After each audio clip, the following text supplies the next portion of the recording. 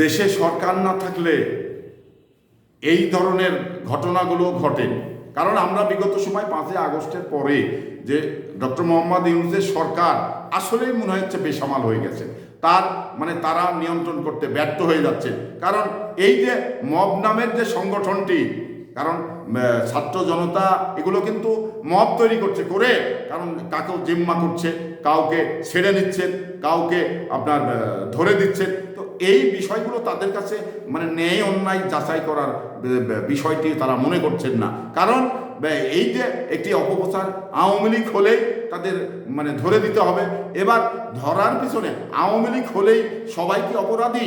অপরাধীদের ধরতে হবে, অপরাধী ছাড়া এটাকে ধরা যাবে না। তো এই বিষয়গুলো কিন্তু আসলেই আমাদের জন্য, বাংলাদেশের জন্য একটি মানে আতঙ্কের জায়গা তৈরি হচ্ছে। কারণ মব করে একটি ভালো মানুষকে যখন ধরে দেওয়া হবে তখন এ নিয়ে সমালোচনা করবে।